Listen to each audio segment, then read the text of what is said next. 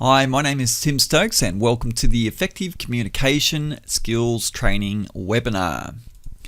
The webinar content today consists of the 6 steps to effective delegation, the number 1 profit strategy in business disc profiles, how to convert more leads into sales, the critical requirements for hiring great staff, the number 1 critical requirement, and how to motivate your staff to work as hard as you do. And yes, there is a red button on the screen, and what that means is a simple warning. This content may press your buttons. So just be aware of that. You may like to grab a pen and paper and take some notes as we go along so that you can remember and use this great information you're about to receive. Where did all this information come from? I've owned 7 different businesses, so that's given me a lot of insight into effective communication, you could say. Paid for education from top entrepreneurs that I've learnt some great things from on marketing, on personal development, on leadership, on sales, on entrepreneurial thinking. Dozens of employees myself for the various businesses that I've had over the years. 17 years of training 1,200 plus business owners on all sorts of challenges that they've experienced, 25 years of personal development, and 4 personal mentors or advisors I've spent a lot of money with over the years just to get an objective point of view from other people's life experience. I'll give you one case study example to give you an idea of what's possible when you work on your communication skills, which is what I'm constantly doing myself, so that I'm persuading business owners to change how they're operating their business for a better outcome. This is a man called Clint, and he was an electrical contractor running a business with about 5 or 6 different employees. He was working about 80 hours a week when I met him, and he had no time for anything, and that's pretty much what he said. However, he found some time, or he prioritized his time to do some work with myself. And at the time of meeting him, he had 5 vans parked in his front yard and didn't have a lot of grass growing there, and running a home office and going to work long hours and coming home and doing more paperwork at home at night after work. And he had no family time or holidays, and if it wasn't for his wife saying, "You should do something with Tim," he wouldn't have enjoyed the outcomes, this is a part of it. This is him with his family, and he passed through Brisbane to have a chat to me about his life as a travelling entrepreneur, you could say, because within 10 months of working with him, he set his business up to run completely without him, and he moved away from the place he lived, and which is in North Queensland, and then went west, lived in Cloncurry. It's about 600 kilometres from where he used to live, or where his home was and where his business operated, and he no longer worked in his business at all. Then after living at Cloncurry for a couple of years, he decided to buy a motorhome, brand new one, 45-footer, and trip around Australia for the next 2 or 3 years, all the time enjoying a business that was paying him an income without him working in it at all. And that just gives you an idea of what you can do when you get a lot of things right in a business. So the outcome for him was complete control of his life and business, yet when he met me, he said, "Tim, I don't really have time for what you do, but then I realised I have no time, and that's a good reason to do it, because I have no time." And as a result, it was transformational for him in his life. And I'd never really worked with an electrical contractor before, but what I'm very good at is seeing where people need to change their mindset, and with some education and a mindset change, anything, and I mean absolutely anything, is achievable in business. So how well do you communicate now is probably an interesting question. Here's a few questions that might help to illustrate my point. Do people often frustrate you? I found a lot of people I talk to, they often say people are so frustrating. Why can't they do what I say? And things like that. Do you get angry with people? Some people have a bit of a short fuse and frequently get angry with people. Do people listen and act on what you say, or do you find yourself repeating what you say over and over and over again? Or maybe that's one of the pet sayings that you have, that people just don't listen. Or why don't people do what I'm saying? Those sort of things. Do you trust people or what they say? I found half the population has a bit of an issue with trust. They end up doing most of the work themselves, whereas other people, sometimes at the other end of the scale, may be a bit too trusting, and sometimes they part with money, believing they're getting something that they didn't get as an outcome. So trust is an interesting question. Do you think people are very predictable? It's another question. Now, all of these questions are designed to illustrate a point about communication, because when you have a very deep, thorough understanding of people, you find that they rarely ever frustrate you. You find you almost never get angry. You find that people actually do listen because of the way you've learnt to communicate. You're a better communicator. You'll find the people that are trustworthy, and you find the people that aren't trustworthy, and you'll be able to identify either one of those within minutes of meeting a person for the very first time. And you'll find that people are very, very predictable. And this is something that I've developed myself over the years. I once had an employee that, and when I was about 25, that stole all my equipment and virtually put me out of business because I was so naive and too trusting, even though other people had warned me not to employ this man. Silly me did, and it nearly put me out of business at the time. So I learned a lot about trust as a result of that. I thought I'm the dummy that hired him. I couldn't see that that was going to happen, even though predictably it was going to. And that opened my eyes to say I need to learn a lot about people. And since 25 to now, over 25 years later, I've learned some phenomenal things about people, so I can identify trustworthy or untrustworthy people within minutes. I don't get frustrated with people, I don't get angry with people, and life is pretty good when people don't tend to rattle your cage or upset you. And that's the opportunity that comes from being a better communicator. So how did you go with your answers? Would you say that no one frustrates you, you don't get angry with people, you find that people do listen, you find the people you can trust and the ones that you can't, you can identify them, and people are very predictable? If so, fantastic. If not, you're probably on this webinar to learn some of these things. So let's continue on. What holds all businesses back? I believe businesses are only held back by one thing. And you can measure that one thing. It's actually about 6 inches, 150 mil, and that's just one thing, and that's ourselves, our mind. That's all that holds businesses back. And in particular about mind, it's learning a lot about ourselves and people. The owners or the business owners underdevelop people skills. I've found from 17 years of training over 1,000 business owners that the number one thing that I work on the most with my clients is their people skills, their mindset, their understanding of themselves, their personality. And I found that whatever the industry becomes irrelevant when you work on people skills and develop mindsets. And the results I get are the evidence of that being a very powerful philosophy with which to approach growing your business. The industry is irrelevant to me. It's all about the business owner, as you'll see as we go through this training. The best way to learn about people, I like to ask this question. What is the best way to learn about people? Some people say, and ask them questions, talk to them, get to know them. Well, there's another way that's the best way to learn about people, and it's what I've studied on and what I focus on myself, and I do have a very good understanding now. Learn a lot about yourself, because you're you're one of the people. Why not study yourself, and then you learn how people are just like you or nothing like you or something in between. We all have blind spots, i.e. a personality, and a personality is an indicator of what you're focusing on and what you're not focusing on. And the true cost of that personality in a business can be a fortune.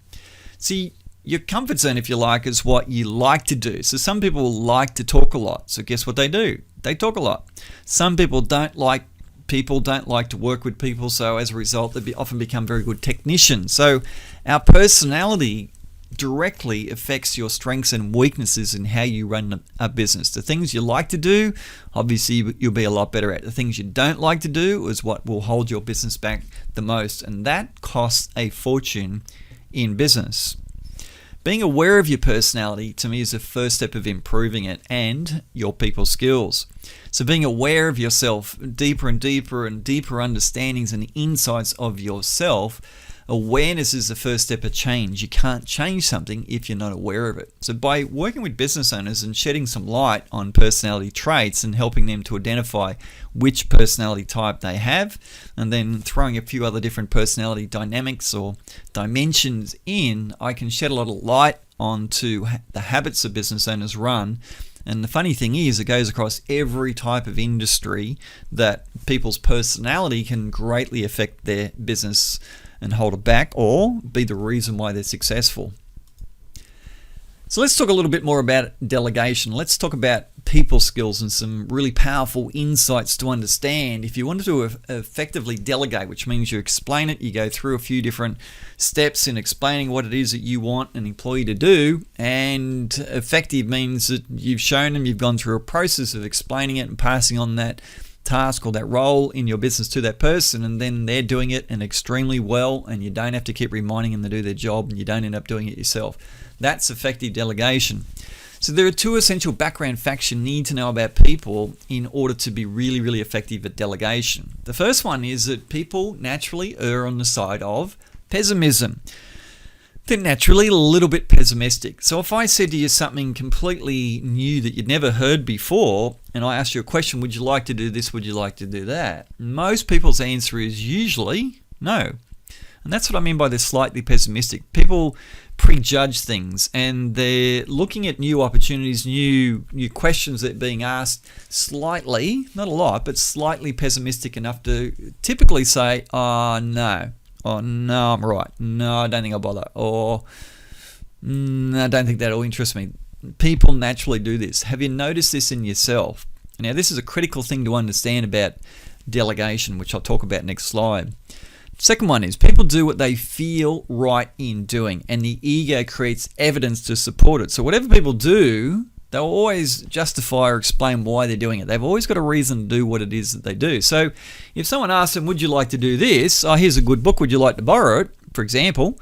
Then people go, no, I'm right, thanks. Why don't you want to read it? I don't think I'd like the book. So there's always a reason why people do what they do, and our ego is what finds the reasons not to do the things that we could do that would really tremendously benefit ourselves.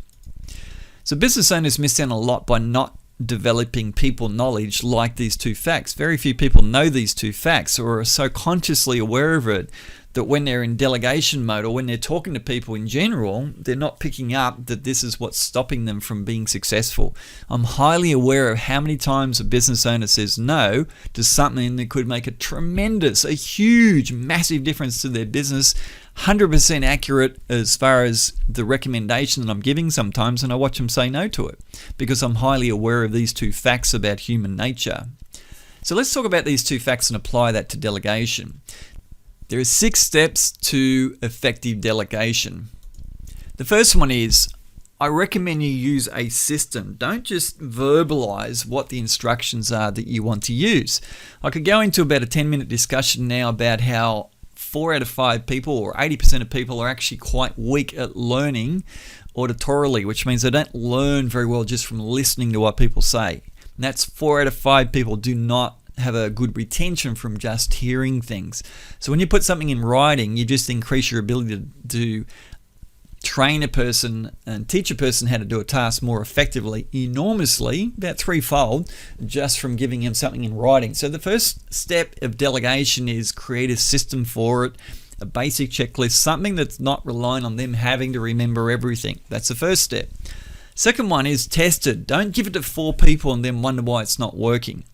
You want to test it with only one variable because a new system is a variable. It's not perfected because it's brand new. You want to give it to your best performing, best attitude person, your smartest, most savvy, some of those criteria, all of those criteria, and get them to test the new system first to make sure the system is working at the optimal level before you give it to anyone else. I watch business owners sometimes roll out a new system to 2 or 3 or 4 people, and then it's like chaos. You got no idea if it's the system or the person as to why it's not being used effectively. So that's the second step. Third step is monitor, review, and correct it. So part of the testing or training a person is where it says test with one variable. That includes the training component of it. So you're training them and you're teaching them, you're talking about it, and then you let them go and you leave them to it. So the next thing you need to do is monitor, review, and correct. All 3 things. Monitor means you follow up. You just don't assume that they're following it perfectly. You follow them up and you monitor it. You watch them, you review it, and then you say, how's it going?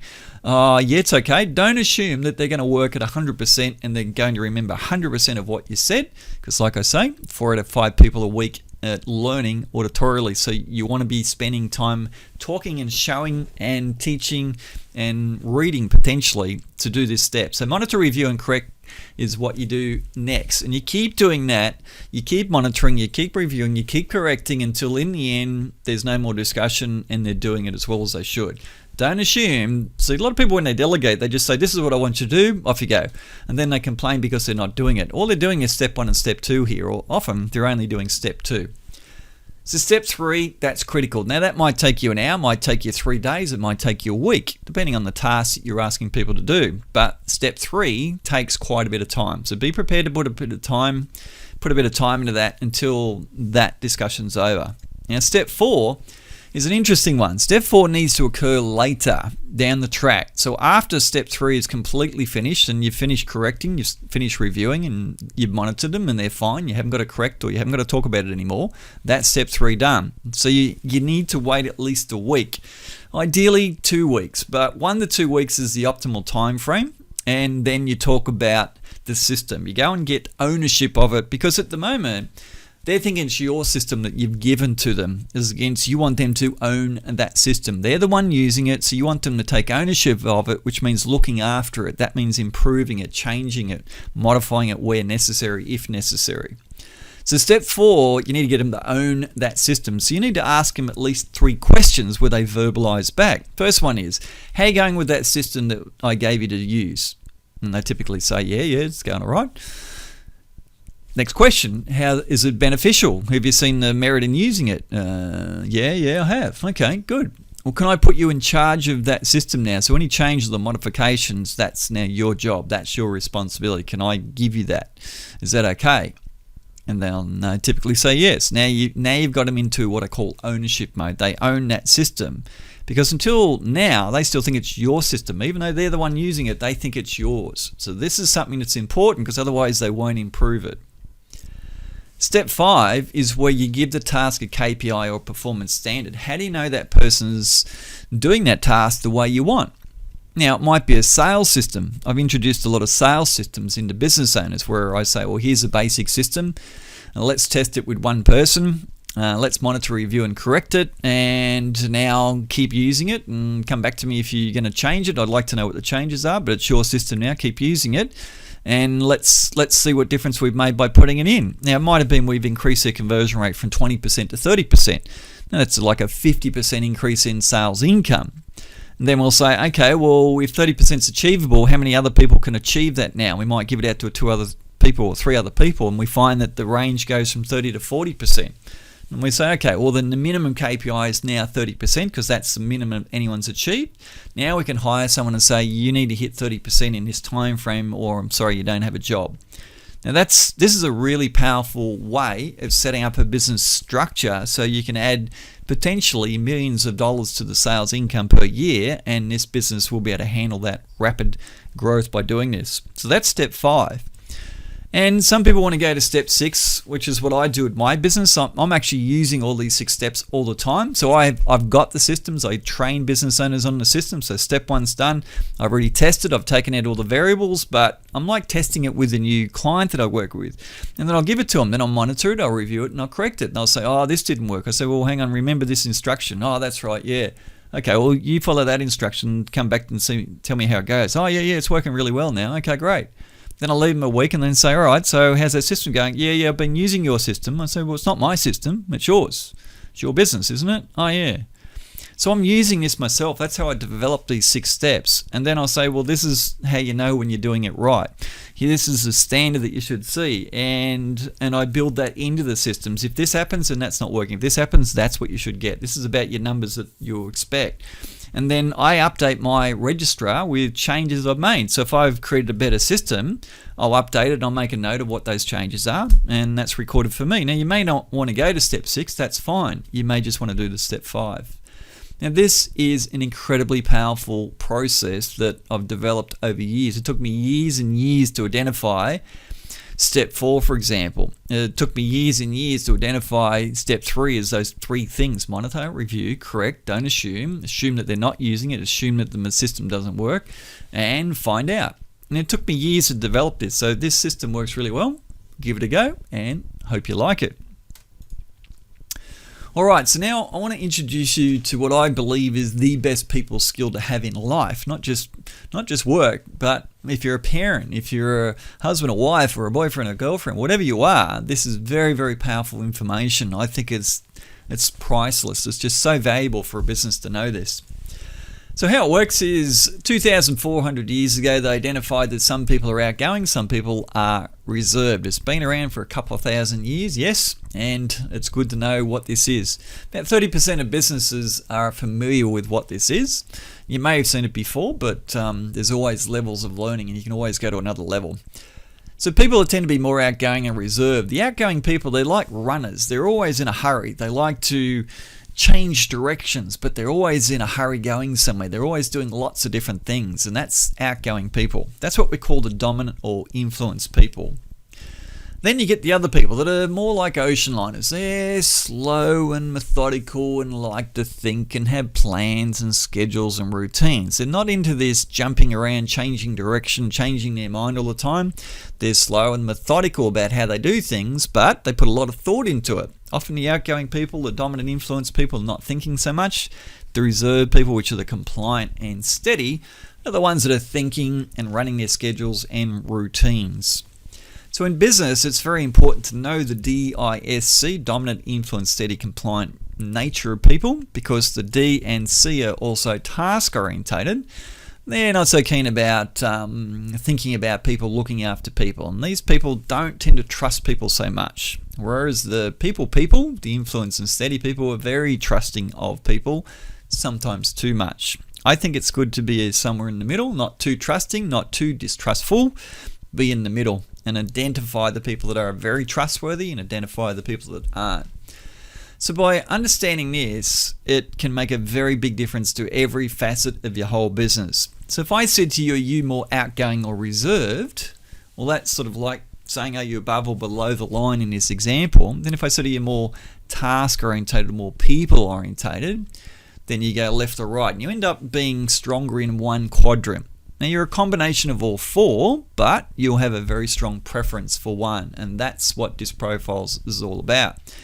Now by knowing your DISC profile, I can be very accurate with predicting what your challenges are in your business, what problems you've got with all sorts of different subjects in your business. So let me go through. I'm just going to share a little bit just to give you an idea of how it's like the tip of an iceberg what I'm going to go through with you, but it's pinpoint accurate. So the dominant or D profiles, they're very straight with people, and a lot of people just see that as arrogant. They're very outspoken. They're straight. They just say what they think, and they think what they say. You know where you stand with them because they're being straight with people. But a lot of people don't like that. They think they're blunt. They think they're rude, obnoxious, arrogant, all those sort of things. But that's just the nature of the Ds. They put staff under constant pressure because they tend to intimidate. They're very confident. They're very certain. They have high standards, and Ds are very driven to be very productive, and they expect everyone else to be as well. So with that pressure, some staff don't handle. They burn out, they leave, they quit, and there is a bit of a churn rate for a lot of businesses that are D-orientated with the owners. They often intimidate staff, and the staff don't speak up, and they're confused or they don't understand. But instead of saying I'm confused or I don't understand, they don't like to say that and get in trouble, so they often wing it and then make mistakes, and then the business owner complains because these people are making mistakes. They're very goal orientated, and their strength is also their weakness. They can't say no to a challenge. I had a client once that was a D, and his business had grown from $8 million in turnover per year to $20 million the next year. And I said to him, why did you grow so much in a year? And look, your net profit margin has actually gone down dramatically. You've only just made a little bit more profit because the profit dropped so dramatically, even though the turnover was up. And he said, you're right. He said, I couldn't say no to a challenge. That's what it was. They kept saying, can you handle more work? And I'd say, yes. And in hindsight, he said, well, why am I working so hard and growing my business and have 100 staff when I'm not actually really making any money? And I said, that's a good question. So as a result of my training, he got very profit orientated, not turnover, because that was his strength, but it's also his weakness. They often lack patience, so end up doing what other people should. They often take away other people's responsibility because they think, I'll just do it myself. And they create a bit of a rod for their back, and a lot of Ds, funny enough, even also have sore backs and sore necks because it's just part of their personality is creating this. The influence profile. Now, you may know someone that's a D, or I'm sure you do if I'm describing this, and probably a good question to ask, are you a D? And this is some indicators on where you can improve your business if you are. All right, so the influence profile, they're great talkers, but that often means they can get talked into things from mates, you could say. Sometimes they like salespeople that become their mates, and then they buy from them because they're like buying from a mate. They make friends, they like to be liked, and that can make them a little bit soft. They like variety, they like adapting to change, but because they're so keen on variety, they love change, that can make them a little bit inconsistent. So being able to adapt to change is a great thing, but changing too much, well, other people start thinking that you don't stick to anything, you're inconsistent. And that can be a weakness in the high profile businesses. Great with spontaneity, follow through often lacking. So they're great out of the blocks, as are the Ds, but attention to detail, follow through, completion, not the strong points of Ds and Is. And that's often lacking in their business, where the quality standards are not as high as they could be or need to be. They talk easily, but can forget what they say. Because they talk so much, they do have that gift of the gab. They can forget what they say, and some people can think they're out of integrity, they don't do what they say. That's a leadership problem. Followers get unhappy. So Ds and Is can have a bit of a staff churn rate as a result of these sort of things. The steady profile, the S for steady. They're very caring, sometimes too much for bad staff. I remember having a client in Western Sydney, his name was Steve, and I said, Steve, we've talked about this a few times, and it keeps coming up as a subject. When are you going to put that person off? When are you going to sack them? Oh, yeah, I know I should. I said, well, you caught them stealing, didn't you? Yeah, I know I caught them stealing. Yeah, I know, but they may not be able to get a job. And that's a conversation I'll only have with an S, that they will hold on to staff way too long. Sometimes with Is, but I don't tend to have that conversation with Ds and Cs. But S's, very common to have that conversation. Team orientated, they rarely criticize staff, even the ones that need it. They find it hard to criticize, so they don't like to say, look, you didn't do a very good job here, I expect better from you. They'll find it hard to say those sort of things. They like others to initiate new challenges, and then they prefer to follow through once it's been initiated. Once the ice is broken, then they're okay, but their strength is not coming out of the blocks hard like a D or an I. Theirs is more passive, slowly initiating things and let other people lead. So because they hesitate and they think other people have often initiated, so they're used to that in the people that they work with. They're very caring, but others often don't see it because they're not emotionally dramatic or expressive. The Is are, but the S's aren't so much. So sometimes I've had my S clients say, people don't think I care. Well, I said, well, you're not emotionally expressive, so they think that steady nature, steadiness aspect of your profile, your personality is what people misjudge as being uncaring, when in fact S's are very caring people. Lack of assertiveness leads to low cash flow or cash flow issues. So it's very common for S's to be owed a lot of money, I've learned over the years, and the Is and the S's typically are owed more money. Sometimes the C's, D's rarely are owed money because they get on the phone and say, where's the money you owe me?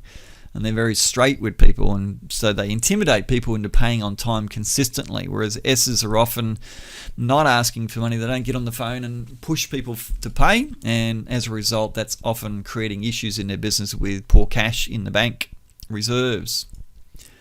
The compliant profile, the C, like attention to detail, but sometimes they miss the big picture because they're dwelling on the details.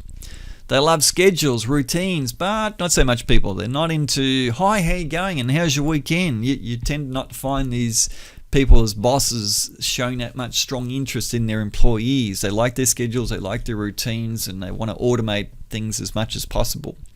They love doing the same work over and over. They love that consistency, but sometimes that can get in the way of innovation when businesses need to. They need to change. They need to adapt to change. They need to innovate, and that can hold these businesses back. They like to plan and work their plan. They're not spontaneous. Unless they've got a plan, they don't like to jump into anything. They're not spontaneous. That's just not their strength. They work to high standards, sometimes too high. Yes, they have excellent standards, but sometimes they're expecting too much from every person around them. Sometimes they're even beyond the customer's standards, and that's just losing money. You go too far sometimes. Every business needs to do what's expected of them. Yes, it's good to do a little bit extra than expected, but when you go beyond what people expect or even can consider as necessary, well, then you can get trapped by your own standards. So sometimes that's a problem for the C profiles.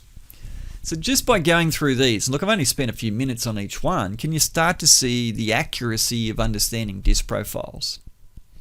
Can you see where you fit in each of these profiles? And you might even have a bit more than one profile, and that's not uncommon that you might have more than one aspect of this, but this is the absolute best thing you can learn about yourself in business. You learn about how you run your business based on your DISC profile, and it's incredibly powerful. I can use a Microsoft product and know the DISC profile of Bill Gates because personalities get pushed into businesses as strengths and weaknesses and becomes the operation system. And just by using a Microsoft product, I can see that. By using Google, I can see the personality of the two guys running Google. You can just see it when you understand this at a very, very deep level. And it's the same with every size business. Your personality will go into your business and strengths and weaknesses come from that irrespective of industry. So understanding DISC profile graphs. So if you've ever worked with DISC profiles, you probably had a profile done and received a graphical outcome. And you can get 3 and 4, I don't know if there's 5 graph systems, but I've been around this subject for 17 years and I've found that the old faithful 2 graph outcome reports are the best. Very easy to understand. Like all things, it takes time. It took me about 200 profiles before I started to become very accurate with what it could tell me. And some people consider what I can tell people about their profile as scary because it's so accurate. And it freaks people out a little bit that I can know so much about them at home or at work just from looking at their profile. See, here you're seeing on the profile, each line corresponds to DISC. So the furthest dot on the furthest line on that left graph, that highest dot is the D. That would be the D line. The next one is the I line. The next one is the S. The next one is the C. And what this shows is the higher up the graph the dot is, and the stronger this person is in that nature. So the highest point on the graph on the left-hand one is a D. That makes this person a D. The next point on the graph is an I. So I would call this person a DI. And because the S and C are below the line, that's why I call them a DI. The one on the right, I'd call that an IDC because that's the order of what's above the line. I, then D, then C. So the one on the left, you've got a person who's very driven, very aggressively pursuing their goals and talking while they're aggressively pursuing their goals, but their attention to detail with the S and C way down the bottom means that's not going to be their strong point at all. This could be a salesperson that doesn't fill in the paperwork right, forgets things, didn't follow up, attention to detail is not there, and that's what you're looking at on that person in a workplace environment. So that makes them very, very predictable by DISC profiling them. On the right is a pressure graph, which means that if you put pressure on them at work and say, look, you're not getting through enough work, you need to knuckle down and really crank up because I'm going to be watching you and seeing how much work you create as far as positive outcomes and quality, they'll slow down, and that's what pressure does. It has the right-hand graph effect. So what this person will do is they'll drop their drive, but they'll talk more because the D for drive goes down, the I point stays high, which means they'll be chatty and more user-friendly, but look at the C comes right up above the line, which means their attention to detail is going to increase dramatically. They'll talk, but they'll finish things off and complete things accurately and with quality. So this is a person I'd say you put them under pressure. Now sometimes the graph indicates you don't want to put them under pressure. You definitely don't. So it just depends on the graph. And this is where people become very predictable. You know who you should put pressure on. You know how much pressure to put on. You know what will happen in the behavior when you put pressure on them. And some people you never want to put pressure on. Some people you do. And that's where it's individualized through your business based on each person. And it's also good for you to know that too. What do you do under pressure? How do you handle it? What happens in your behavior? And that self-awareness, that self-understanding makes a very big difference in how you run your business. All right, so let's talk a few tips about converting more leads into sales. And the first one, as you've probably realized by now, is learning all about DISC profiles.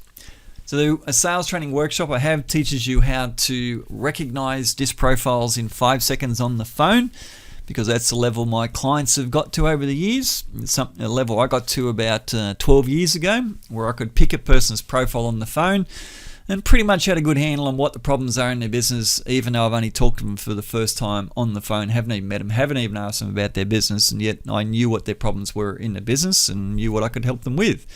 So it becomes a very powerful tool in business to understand a person's disc profile when you're in sales, where you're dealing with people ringing into your business. And you can pick about 80% of people in about 5 seconds, 10 seconds when you get very practice of this. And it takes about a month of study when you've been given the tools and the instructions on how to do this. Very, very beneficial. I've had builders triple their sales and add $60,000 to their sales a month after training them on sales. I've had a business generate $1 million in sales in a month, which is a $400,000 increase. One business, because I taught their 8 salespeople sales using disc profiles. So it's the most profitable thing you can learn in business is disc profiles, and especially in sales. Next tip for increasing your quotes or your appointments into sales is be the first to quote. Don't be last. A lot of people say, I'll get a couple of quotes and we'll talk to you. You'll lose sales. You get 10 to 15% more sales, sometimes 20% more sales by being the first to quote, which means within 24 hours, same day, or the next day at the latest. Be on time. Do everything you say. Some people give lip service to what they're going to do, and people put huge emphasis on those words that come out of your mouth. And you might just say, oh, yeah, we could do this or we could do that. And then when the job starts and it's not done, people get very upset when what was said is not done.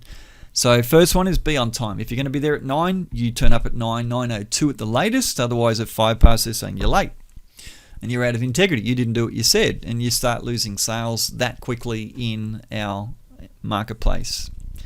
The next one, put a lot in writing. If you say it, write it. Don't just vaguely say yeah, yes, or no, no, and tell people what you're doing. Put it in writing and back it up, because you win more sales by putting it in writing for the people that like to think about it. And guess what? Half the population want to think about their decisions, which is the S's and C's. Half the population will make a decision on the spot. And if you think everyone should make a decision on the spot, then you're probably a D or an I. Almost guarantee it. Because S's and C's have a rule that they do not make decisions on the spot. They think about it. And that's something you're probably unaware of if you think that everyone should on the spot. They just won't. You just won't get it.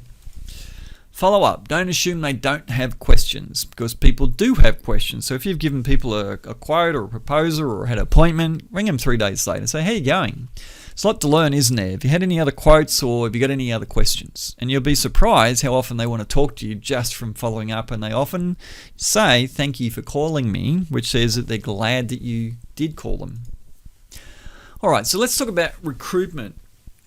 What's the number one criteria for recruiting a great employee? And you probably know the answer, a positive attitude. And if you did, fantastic. All right, so next question. How do you know a person has a positive attitude in an interview meeting that might go for 20 minutes, half an hour, an hour? How are you going to pick that? That's the big question. It's no good finding out 2 or 3 months later they've got a bad attitude. You want to find it out before you hire them, and that's a skill. Here's my magic definition. You might want to write this down. It's a willingness to engage people in a positive way. Those 3 words, willingness, engage, positive. So you want to ask them a tricky question in the interview. And one that I use, I've got 3 magical questions. I'm going to give you one of them here. I use 3 in an initial interview, and then the next interview I ask them 7. And by putting 10 questions together, it's so obvious whether they've got a good attitude or not. So you ask them this question: what's your greatest success in life? Now, are they willing to give you an answer to the first question? If they go, well, do I need to answer that? Or if they start hesitating, well, the willingness isn't there. If they don't want to engage you by, oh, that's a good question. My greatest success in life is blah, blah, blah. That's engaging you because they're engaging in conversation.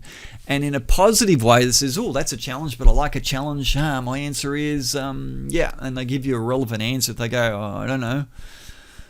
I suppose getting a driver's license, maybe. Well, there's no willingness. There's no real engagement. It's a very short answer, and it wasn't positive in how they spoke. 3 fails. Bang, bang, bang. Don't even bother with them. That's a very, very powerful test that you can use right there. And they should say sure when asked to do something extra. If you've got an employee now and you ask them to do something, you don't get a willingness to engage in a positive way. You get a, can't someone else do it? Or, no, I suppose, yeah. If you get those sort of answers from people when you're asking them to do something extra, you've probably got a person with average or poor attitude. And if they make mistakes, they will apologize for it. A positive attitude person wants you to think positive towards you. That's why they engage you in a positive way. So if they make a mistake, they'll say, look, I'm really sorry I did this. I didn't know. Sorry, my mistake. No, that's all right. But you'll never have to ask them to do that same thing again. They remember what it is that you've instructed them. And if they apologize, which good attitude people do, they'll let you know that they apologize and you won't see them make that same mistake again. That's an indicator of a positive attitude employee as well. So you may be thinking right now, I think I need to change my employees. And I say, yeah, we're in the green age. Let's recycle a few. And I've had clients that have grown pretty massively that have recycled quite a lot of employees in that process of growing, because the rotten apples spoil the bunch. And if you got one rotten apple in 5, which is about the numbers, about 1 in 5 is a poor attitude person I've found. That's an average of all the clients I've worked with. And vice versa, about 1 in 20 is a really good attitude person. You often got to get 20 phone calls to find a really good attitude person when you're hiring. So that's kind of your numbers. So yeah, you might need to recycle. And I have a full recruitment system I give business owners, from the ad that attracts good attitude people. Therefore, it's the same ad every business can use because it's all about attitude. And then the interview questions. First step, 3 questions. Next step, 7 questions. Here's a sheet. Here's a document all on attitude. So this is part of my 7-month training. I go into that. All right. How to motivate your staff. I've had a lot of business owners say, how do I motivate my staff? You can't motivate them. I can't get them. I tried money. That didn't work. Yep, money does not work. Don't bother, because money is a poor motivator for about 85% of the population. It doesn't really motivate people. 15% it does, 85% it doesn't. Here it is. Just profile all of your team, not some of your team, not your salespeople, but every single person that works for you. Then talk about it in a team meeting. Get everyone together. All staff need to attend and get them all together and have a chat about it. You'll see such a positive vibe happen from doing this. It's quite amazing. I had a mechanic up the Sunshine Coast, and he did this as part of my 7-month course. I said, here's a disc profile tool, and go and disc profile everyone, get them together and have a chat about it. Just have a chat about it and talk about what you've learned from reading the workbook I've given you on disc profiles, and have a chat about it. He did. Next time I talked to him, he said, you wouldn't believe it. I said, what? He said, my productive billable work, being a mechanic, we got 50% more work out the door for exactly the same hours in the last week. He said, I've been pushing these guys to be far more productive for all year. And he said, just from what you gave me, he said that it got them all excited. They got all motivated. Didn't even ask about increasing productivity. You got 50% more work. I said, so you've just increased your profit 50% in a week? He said, yeah, 50% in a week. I said, that's pretty good, isn't it? He said, yeah. And that's an outcome from just doing this. So I recommend you give it a go. Keep running to weekly team meetings. Now you started a good thing, don't stop it. But it shouldn't be a lecture. Now a lecture is not a team meeting. A lecture is where one person talks and you got a lot of people nodding their head and grunting, and that's it. That's a lecture. And unfortunately, that's what most team meetings turn into when people try and set them up and run them.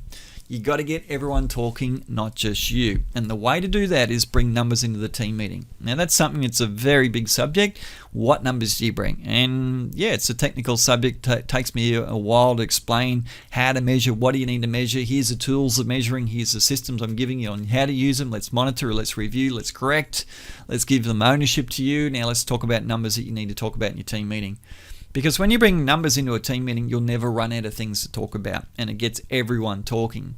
But sometimes business owners use it as a bit of a weapon, finger pointing, blaming, and you don't want to air people's dirty laundry in a group. That's destructive to a group. You want to talk about numbers and talk about the positives and the upside of what good things are that people are achieving in the workplace. Very, very important you do that as well.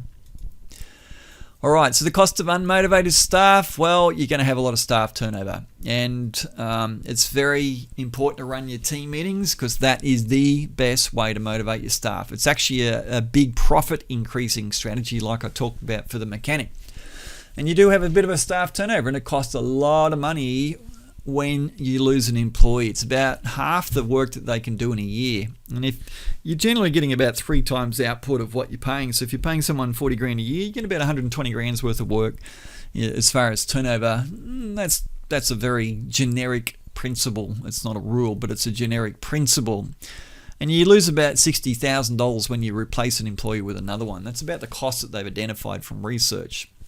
So it costs you a lot to have unhappy staff, because unhappy staff will leave you. And if you think that paying people money is going to make them happier, you'll be sadly mistaken, because it's like bribing them to be happy. If they're not happy in the workplace and you're paying them money, it's like bribery, and that's how they treat it. It's like, you're bribing me. I'm not happy here. You can't pay me enough to be here. I'm leaving. See you, bye. And they go.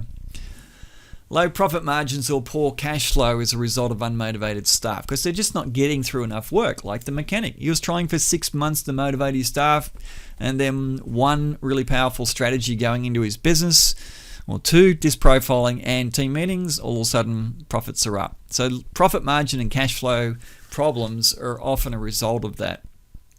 Sometimes you've got to have a fairly significant change in mindset as part of this process as well.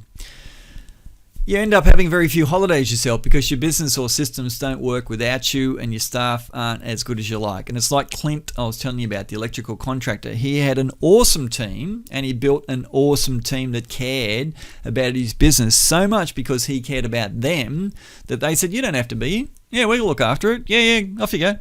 Yeah, we're really happy now. You've set up an environment where the people are happy, and it didn't matter if he was there or not. And that's, I call that the 5th stage of team building. There are 5 stages, and disprofiling is stage 1. The next 4 stages get your business to the point. It takes about 6 to 9 months to get there, but at stage 5, your staff actually sometimes say, can you not come in? You're in our way. We prefer you when you're not at work, and this business runs better without you. And that's pretty uncommon for business owners to hear that. It's usually the other way around. If you're not out in the tools with them, they think you're not even working. And you end up settling for a fairly mediocre personal salary. And if you work at your hourly rate, like the electrical contractor, I said, what are you paying yourself per hour if you're working 80 hours a week? And he said, I'm not going to tell you. It's not even legal. So for some people, they're paying themselves peanuts considering the hours they're working. And when you're thinking about your business, you're working. So how many hours a week are you thinking about your business and thinking about this and thinking about what you could do? That's work time. Work it out. And that's what happens when you have staff that are unmotivated, and you haven't got a great team, and you've got a bunch of staff that don't give a stuff about your business. It's extremely expensive. So in summary of this webinar, success in life, I believe, is a choice. Success in business is a choice, as are your salary, as is the level of your happiness, as is the hours you work, as is the holidays. You know, Clint went from no holidays to permanent holiday for 3 or 4 years. He stopped working in his business. That was a permanent holiday. It's just a choice. But there's some things you got to learn, and the first thing to learn is about yourself. That's where it all begins. So choosing to learn about people and stretching your comfort zone leads to greater success. They say the definition of insanity is to keep doing what you're doing and expecting a different result. Well, how much are you getting educated in your business to get a better result? And most business owners are not getting any education, and they're wondering why their business isn't changing. Well, that's insanity, isn't it? Keep doing exactly what you're doing. Your ability to get along with people determines how happy, wealthy, and fulfilled your life is, and it is absolute. I met some extremely wealthy people whose family don't want to know him. Kids don't want to know him because he was never there for him. He was just running off on his own agenda of building all this wealth in his empire, which he thought was for his family. But considering he wasn't there for him growing up, well, do you think the kids cared about it? No interest in money whatsoever, really very little interest in their father because he just wasn't there for him. So to me, it's about enjoying your life, not just about making lots of money. Money is secondary. It's a byproduct of how you treat people. That's my philosophy. So want to change some things in your life? I imagine if you're watching this, you want to change some things in your life. So if you want to change some things in your life, first thing you got to do is change some things in your life, which means become aware of what's going on and really study and really think hard about where you are in life and what progress are you making in your life. And when you're not making progress in life, life doesn't have a lot of meaning.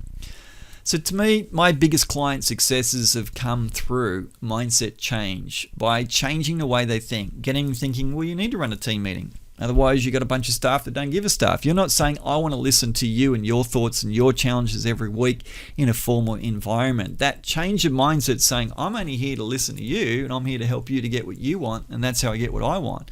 Sometimes it's a big mindset change. Sometimes it isn't. But think about it. They now work less hours, my clients, while their business profits increase faster. I had an accountant in Penrith who was working 80 hours a week. And she said, I've just bought another practice. I do not want any clients at all. I'm not interested at all in sales or marketing. All I want is a life because I'm working 80 hours a week.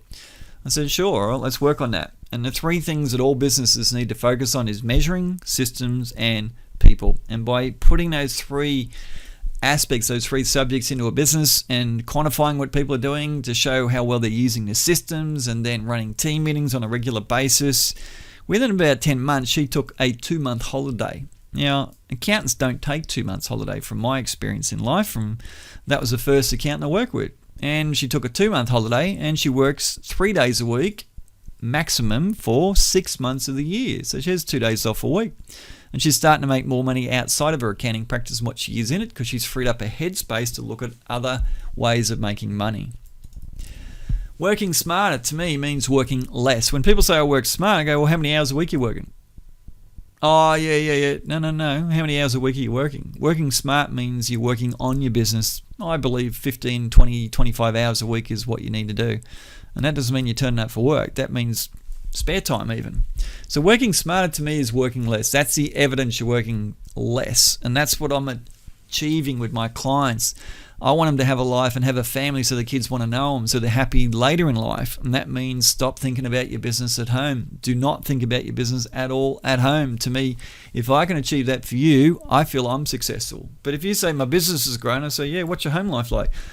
Oh, yeah, still thinking about work at home and yeah, I had to work on the weekend. I don't want to hear that. That to me is not achieving the outcome that you want to achieve. That's not working smarter. That's still working hard. And to change your mindset from that work hard mentality to work smart, it's huge. It's not a simple thing. 95% of people won't think smart, even though they talk about it. Okay, so I have a skills training or communication skills training workshop. It's a very special 4.5-hour online training event. And what we include is how to expand your mind entrepreneurially. By having 4 mentors in my life that have all been very, very entrepreneurial, I've learned to adapt my thinking to their way of thinking. And I initially was programmed like everyone else to work hard and head down, bum up and all that sort of thing. Now, entrepreneurs do very little repetitious work. And that's an example of entrepreneurs. In my week, I might do 1 to 1.5 days of repetitious work. The rest is non-repetitious. So that's an example. So if you're doing quotes or doing technical work or putting out invoices, all that's repetitious work. Entrepreneurs don't do that. They think non-repetitious constantly. They're creators. So that's a way of thinking that it takes a bit of education to really start to adapt to. Greatly enhance your people skills. We're talking about a lot of fundamental principles of people, learning about yourself, learning about disc profiles, things like that. Show you the specific areas you need to grow in. So once I see your disc profile, which everyone in the workshop will be profiled, I'll have a chat to you one-on-one and I'll talk about your blind spots, the things that you can't see that is your comfort zone because you have a personality that can hold your business back. And you're probably going to say, yeah, you already know, but knowing and doing are worlds apart. There is a mindset change that needs to sometimes take place from saying, yeah, I know. Well, no, doing is knowing. That's the evidence that you know. To know and not to do is not to know. So I'll be drawing some attention to those areas. Freeing up your time with how to delegate more effectively. And there's layers and layers and layers of these things I've talked about so far in this training. And that's what we'll be doing. We'll go into deeper and deeper layers of it. Make you and your staff happier and far more productive. All for $497 including GST. So what the workshop includes is a free disc profile tool to profile you and all your staff. So now you can run a team meeting. You have the disc profile tool and how to run a team meeting the way we talked about. What your disc profile reveals. So we'll talk about what your disc profile reveals as far as your blind spots, but also your employees. What weaknesses are in your business as a result of that disc profile, where you need to focus. Entrepreneurial mindsets, secrets to end your busyness. Like Clint, he's my fastest client that's ever got out of his business. I've had clients do it in 12 months, I've had him do it in 18 months, but the fastest was 10 months, and that was Clint. He went from 80 hours a week, 10 months later moved out of the suburb 600 kilometers away and didn't go back to work in it. And so you can do that, but it's a very big change of mindset. The 4 ingredients of super success and how to apply them. There are 4 very distinct ingredients if you want to be extremely successful in business, and we'll talk about what those 4 are and give you some tools of how to actually do that. And one of them is based on Napoleon Hill's Think and Grow Rich secret that he talks about in his book. A lot of people have read that book, but I haven't met too many people who said, yeah, I'm rich because I read that book. So there's some missing ingredients that the book doesn't really go into or emphasize enough. And there's some ingredients there that are those 4 ingredients of super success that I'll talk about in this workshop. So you'll learn all about that very, very powerful principle straight out of Napoleon Hill's book. How to identify and overcome any mindset limitations as well. And it's important to recognize that you have them, and that's the first step of overcoming them. The first step of change is awareness, and that's what we'll talk about in the training. And what matters most to concentrate on for your success. It'll be focus on this. This is what you need to do in your business right now. And I've found that clients can increase their profit 20, 50 or 200% just from me saying this is your highest priority. Go and work on that. And I know the questions to ask you to find out what those priorities are, and that's the key. You know, people that are smart know the questions to ask to get answers. So I ask the questions to give me the answers. Say, yeah, that's what you need to do, and you'll agree. It won't be a debate. You'll say, yeah, I see what you mean. It'll be explained as well. So special workshop bonuses, you'll get a personal development plan, which is the best personal growth books with a schedule of recommended learning. Now, different people need to read different books, and I found that with disc profiles. I'll say, D, you're a D, this is your highest priority book. You need to read this book. Oh, you're an S, you need to read this book. So that's what I'll talk about in the training as well. Plus, the brain programming system, how to train your brain to think positive towards any goal. So if I said to you, well, you should be increasing your profit by 50% this year, because that's actually very achievable. 50% growth in profit is actually very, very easy to do. And if you say, yeah, but, well, I'm going to teach you how to program your mind, so whatever comes up in the way of you believing that that's very achievable, I'm going to show you how to deprogram those thoughts that get in the way of achieving those sort of outcomes. Now, I've had clients grow. My record is a client that went from $1.5 million to 10 mil in 12 months. So he added $8.5 million to his turnover in 1 year. And P&L verified. I can prove it. And because he got his mindset right and his business just took off. So businesses can grow very, very fast. Now the next financial year, which is 2015 just finished, he's actually increased at another 50%. So he's gone from 10 mil to 15 mil. So he's grown massively in the first year and maintained it the second year. Now, if a business can add $5 million to do 50%, well, what increase can you do in your business? That's the question, and that's what we'll talk about in this workshop. Workshop date and times, these are running on a regular basis. The next one is coming up very, very soon. But if you're watching this as a recording, you could look at applying one down or attending one down the track. I won't guarantee they will run regularly because I'm an experimenter. I'm an entrepreneur. I test things. That's what entrepreneurs do. They have an idea. They put it in the marketplace and see how it goes. They love it. Good. Let's keep doing it. Sometimes they work. Sometimes they don't. That's the same with me. I don't know if this is going to continue on or not. My 7-month training has all of this stuff on steroids over months that we really, really go into it. This is just a bit of a dip your toe in the water. So I may or may not continue. I can't promise that. The good thing is that it's a full audio video discussion. Everyone has a webcam. Everyone's on audio so we can all see and talk to each other. So it is a discussion. It's not just like a webinar where it's me talking and unfortunately it's one-way dialogue. The next workshop is Friday the 7th of August and it runs for 4.5 hours. Start time 1 p.m. sharp, goes to 5:30 p.m. And you get a digital workbook which will be provided. You get 2. One will be if you prefer to print it and handwrite, you can, or if you prefer to type on your computer, you can. So I'll send you 2 versions and you just pick whichever one you want to use and keep your notes collated.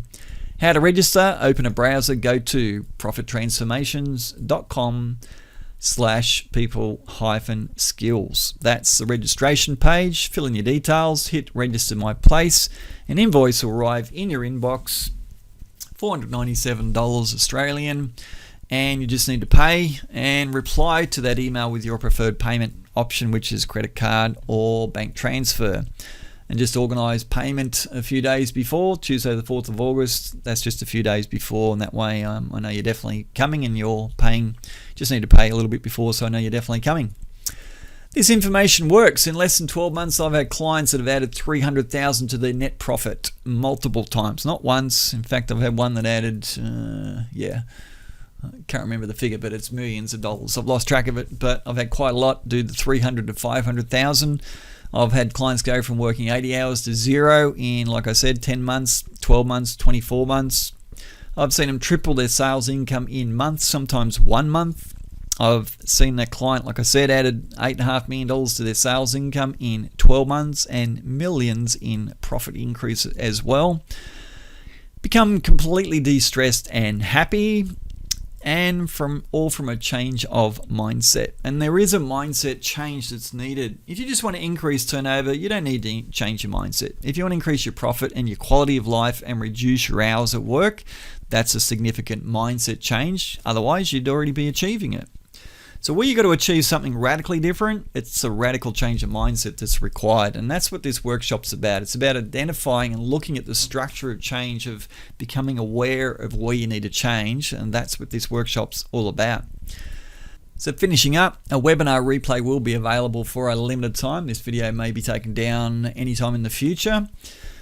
No guarantees on that. If you've got any questions, if you're watching this as a replay, then send an email or some comments. All the best with your communication success, and love to see you at the workshop. This is the registration page, profittransformations.com/people-skills. And if you can come to this first one, I highly recommend it, because as I said, there's no guarantees going to keep running this. I dabble with these things. I've run workshops before. I've run them once. I've never run them again. Sometimes I keep them going. Sometimes I don't. So if you like the value of what this is, only $497 for some extraordinary revelations and insights into how your mind works, how the minds of other people work, how your employees think, to learn how to improve your business, increase your profits, and have a better life. This is your opportunity. And like I said about the 2 traits of human nature, we err on the side of pessimism. So most people say no, just because they're so used to being pessimistic towards anything new that comes along. It's just a habit. They say no. And my question to you is, have you ever said no and regretted it afterwards? And if that's the case, then I'd say think carefully about what you're saying no to. $497 is a very, very low cost for a very big mind-opening experience, believe me. I've invested $150,000 on training and $20,000 in the last 2 years alone just learning online marketing to be familiar with it. I'll spend money on training without a hesitation. And every very successful person I know has done exactly the same thing. So I'd love to have you at the training. If it's convenient, great. If it's not, make a definite decision to do something about this sort of content, to learn more about your effective communication skills development. And love to talk to you again another time. Thank you.